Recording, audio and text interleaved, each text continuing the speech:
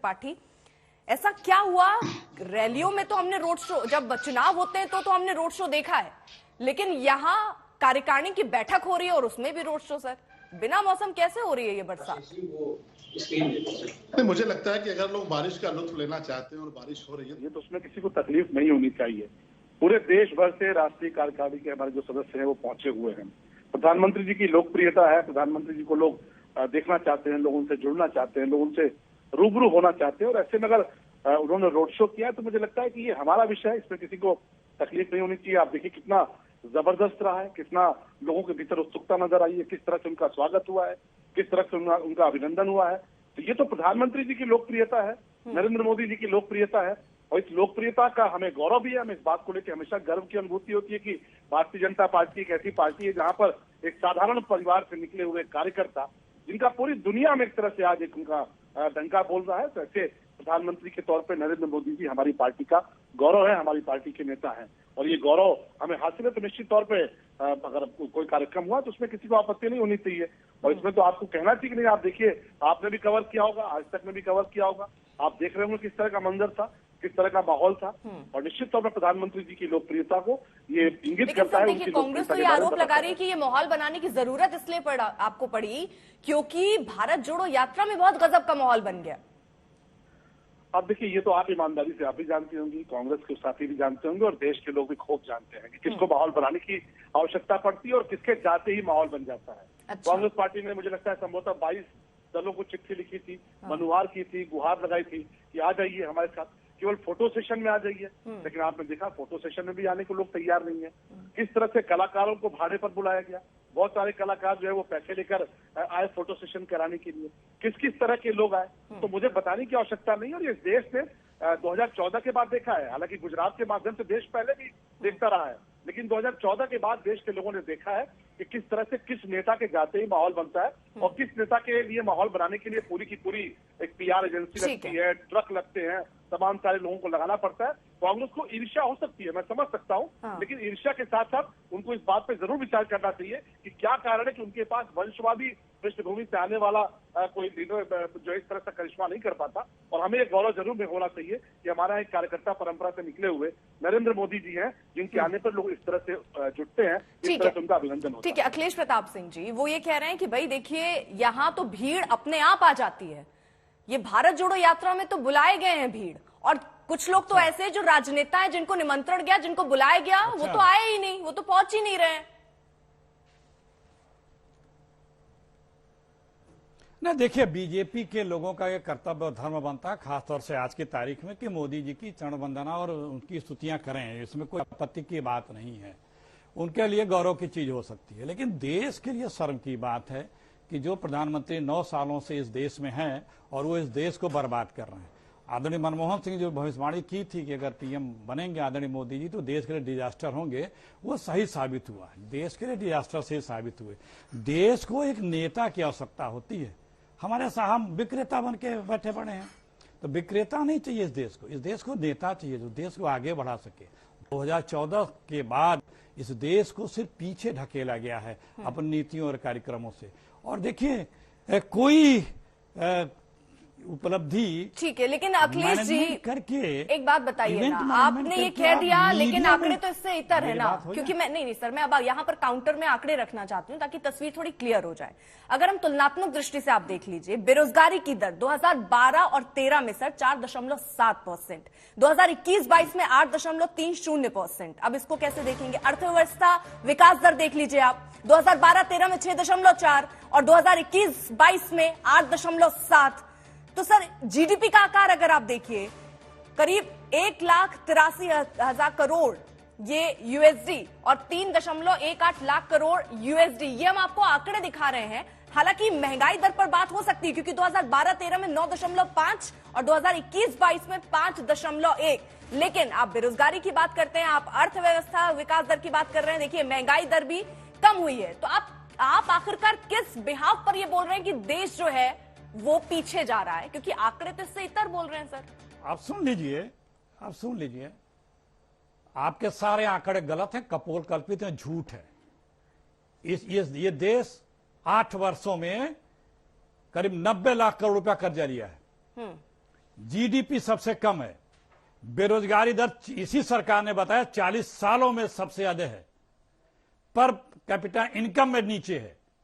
अभी इन्हीं के आए हैं आंकड़े प्रदेशों के जो आए हैं, उत्तर प्रदेश सबसे पिछले पायदान पे है, 19वें नंबर पे है विकास दर में, 4% है। पूरे देश की हालत खराब कर रखी है, महंगाई की हालत देख ही रहे हैं।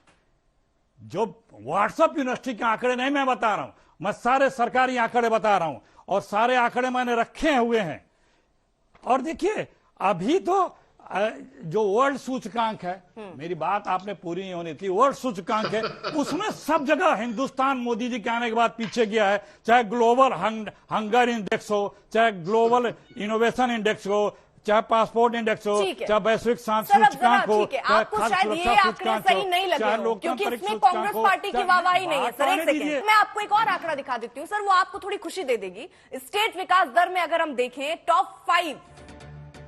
टॉप 5 राज्य की अगर बात करें तो उसमें देखिए सबसे पहले आंध्र प्रदेश विकास दर के हिसाब से, राजस्थान दूसरे नंबर पर, 3 नंबर पर बिहार, तेलंगाना चौथे नंबर पर और दिल्ली जो है वो 5वें नंबर पर। तो शलभ मणि त्रिपाठी, इस पे सवाल तो कई उठते हैं। बेरोजगारी पर भी देख लीजिए, हरियाणा जो है नंबर 1, दूसरे नंबर पर राजस्थान, तीसरे नंबर पर दिल्ली, चौथे नंबर पर बिहार और 5वें नंबर पर झारखंड। शलभ मणि त्रिपाठी, सवाल तो इस आंकड़े पर भी है, वित्त मंत्रालय का ये आंकड़ा है जिसमें टॉप 5 जहां आपकी सरकार है वो राज्य है ही नहीं सर। अब देखिए, ये तो कांग्रेस पार्टी को मैं क्या बोलूं, अभी ये कह रहे थे कांग्रेस पार्टी के प्रवक्ता की मनमोहन सिंह जी ने कहा था कि फला प्रधानमंत्री बन जाएंगे। सीधा सर शलभ मणि त्रिपाठी, ये जो आंकड़ा है वो वार और पलटवार बहुत हो जाते हैं सर, लेकिन इस आंकड़े पर जवाब दीजिए ना। टॉप 5 राज्य है ही नहीं वहां पर विकास दर, जहां आप जहां सत्ता में है वो राज्य है ही नहीं टॉप 5 सर। नहीं, मुझे नहीं पता कि आप आंकड़े कहां से लेकर आए हैं। वित्त मंत्रालय के आंकड़े हैं, वित्त मंत्रालय के आंकड़े हैं सर। जी, अभी उत्तर प्रदेश की बात हो रही थी सर, उत्तर प्रदेश सबसे आखिर में है। ठीक है, मैंने कहा ना, आप आंकड़े कहां से लेके आए? 4.24 आंकड़े हैं अभी जारी सर, ये आंकड़े हैं सर, बताइए। आंध्र प्रदेश 4.24 जारी किए हैं भैया साहब। चलिए मैं बता रहा हूँ ना, आप मेरे अगर बात सुनेंगी तब तो मेरी बात आ पाएगी ना। अगर आप मैंने कहा था अखिलेश जी आपको ये आंकड़ा पसंद आएगा। चलिए देखिए, आप ये आंकड़े लगता है अखिलेश प्रताप सिंह जी से आपने व्हाट्सएप ले लिया, वो भी स्टूडियो में बैठे हुए हैं, आप लगता है वहीं से उठा के ले आई हैं। मैं जो बता रहा हूँ, देखिए उत्तर प्रदेश को सरकार के आंकड़े हैं, बोलने दीजिए भैया अखिलेश जी, आप बेचैन क्यों हो जाते हैं? सरकार के एक एक करके सर, प्लीज एक एक करके। देखिए ऐसा बेचैन मत होइए, मैं बोल रहा हूँ, मैं अपनी बात रख रहा हूँ। मुझे लगता है भारत सरकार के आंकड़े हैं, हमारे आंकड़े नहीं। बोलने दीजिए अखिलेश जी, वरना मुझे भी रोकना आता है, फिर आप भी नहीं बोल पाएंगे, फिर आप चिल्लाएंगे कि ये कर रहे हैं वो कर रहे हैं। देखिए उत्तर प्रदेश की आपने बात की, आपने हरियाणा की बात की, मैं कहता रहा हूँ कि जरा उत्तर प्रदेश में आके देखिए जिस तरह से निवेश आ रहा है। उत्तर प्रदेश में क्या हालत बना के रखी थी कांग्रेस की हुकूमत ने, क्या हालात बना के रखे थे समाजवादी पार्टी और बसपा के लोगों ने। उत्तर प्रदेश को आज कौन नहीं देख रहा है कि उत्तर प्रदेश आगे बढ़ रहा है। आज कितना आगे बढ़ रहा है, विकास दर में सबसे नीचे उत्तर प्रदेश। अब मैं कह तो रहा हूँ, शलभ मणि त्रिपाठी, आप क्यों आंकड़ों को झुटका रहे हैं? वो आंकड़े जो वित्त मंत्रालय के हैं। चलिए, इस पर मुश्किल है जवाब देना, मैं समझ रहा हूँ आपकी दुविधा, लेकिन जरा 2 मेहमान, मैं इस पर आपसे आगे जवाब दे लूं। 2 मेहमान मेरे पास और हैं सर, मैं बता रही हूँ वित्त मंत्रालय, आप एक बार चेक कीजिएगा। शलभ मणि त्रिपाठी, एक बार चेक कर लीजिएगा, वित्त मंत्रालय की तरफ से ये आंकड़े जारी हुए हैं और आपको पता नहीं क्यों ऐसा लग रहा है कि कांग्रेस पार्टी ने व्हाट्सएप किया है। आप ये बता दीजिए, क्या बीजेपी व्हाट्सएप करती है? क्या लोग गर्व कर रहे हैं? बीजेपी व्हाट्सएप करती है क्या सर आंकड़े? बीजेपी व्हाट्सएप करती है क्या आंकड़े? अगर करती है तो कांग्रेस भी करती होगी। मैंने देखा ना कि मुझे लगा कि आंकड़े आप कहां से लेके आ रही है, पूरा देश देख रहा है। सर मैं आपको बता रही हूँ, वित्त मंत्रालय के हैं, आप यकीन नहीं कर रहे हैं। इससे पहले के जो मैंने आपको आंकड़े बताए वो यकीन कर रहे होंगे, क्योंकि वो आपके फेवर में थे। यानी हर राजनीतिक दल अपने हिसाब से आंकड़ों को स्वीकारता है, उनके लिए अच्छा हो तो स्वीकार लो, दूसरे के लिए तो आंकड़े पर ही सवाल उठा दो। ठीक है सर, मैं जल्दी जल्दी रिएक्शन आशुतोष वर्मा जी से भी लेना चाहती हूँ, संगीत रागी जी से भी लेना चाह रही हूँ। आशुतोष वर्मा जी, ये प्रधानमंत्री जो आज रोड शो कर रहे हैं, इसको किस तरीके से देख रहे हैं भाई? नहीं अर्पिता जी, देखिए भारतीय जनता पार्टी की प्रवक्ता की बौखलाहट समझी जा सकती है। जब आज तक जैसे बड़े चैनल में विकास के बारे में बात करती है तो भारतीय जनता पार्टी के प्रवक्ता बौखलाएंगे ही, और ये जाहिर है, क्योंकि भारतीय जनता पार्टी का पूरा एजेंडा सिर्फ और सिर्फ धार्मिक सद्भाव को बिगाड़ना, इमोशनल फैक्टर्स को बढ़ाना, और इसीलिए ये बात करते हैं। कभी मंदिर ले आते हैं, कभी मस्जिद ले आ जाते हैं, आज रोड शो देख के खुद रोड पे आ गए हैं। ये इस पे बात ही नहीं करेंगे विकास कहाँ हुआ है। रही बात विकास, देखिए मैं एक बात बताऊं, विकास एक सतत प्रक्रिया है, चाहे भारतीय जनता पार्टी सरकार चला रही हो, चाहे समाजवादी पार्टी चला रही हो, चाहे कांग्रेस चला रही हो, जो चीजें पहले थी उससे बढ़ेगी ही बढ़ेगी। ये भारत के लोगों का पोटेंशियल है। बात ये करनी है कि इस देश में जिस तरीके से धार्मिक सद्भाव को बिगाड़ा गया है, लेकिन क्योंकि आपने कहा कि विकास एक सतत प्रक्रिया है, इस सरकार से पहले सरकार में कौन था सर? अगर ऐसा होता तो शायद छठवें या इन्होंने बिगाड़ी स्थिति, तो ये पहले उत्तर प्रदेश पहले नंबर पर था क्या विकास दर में सर, समाजवादी पार्टी की सरकार में? और फिर धीरे धीरे वो 5वें 6वें पे बीजेपी ने कर दिया, सबसे आखिर में, यानी आपने भी कुछ नहीं किया। नहीं तो फिर ये बात तो ये जैसे मैं लखनऊ में बैठा हुआ हूं, माननीय अटल बिहारी वाजपेयी जो है यहाँ पे 13 साल रहे, मेट्रो जब वो सांसद नहीं थे, वो नहीं रहे, उसके बाद मेट्रो आई, तो इसका मतलब क्या भारतीय जनता पार्टी के सांसद ने यहाँ काम नहीं किया? इस तरीके से आरोप लगाना कि कभी किसी ने काम नहीं किया, ये एक अनर्गल तरीका है। मुझे लगता है कि आज के मुद्दों पे बात करनी चाहिए। क्या देश में आज के हालात इस तरीके से कह रहे हैं कि विकास एक सतत प्रक्रिया, उसी पर मेरा सवाल था सर। सतत प्रक्रिया होती तो उत्तर प्रदेश आज आखिरी स्थिति पे नहीं होता, रिपोर्ट कार्ड में आखिरी पर नहीं होता विकास उत्तर प्रदेश सर। आज अर्पिता जी, आज जो लोग सत्ता में बैठे हैं उनसे पूछना चाहिए और जो सत्ता से निकल गए उनसे बिल्कुल सवाल नहीं पूछना चाहिए। आप क्या कर रहे हैं?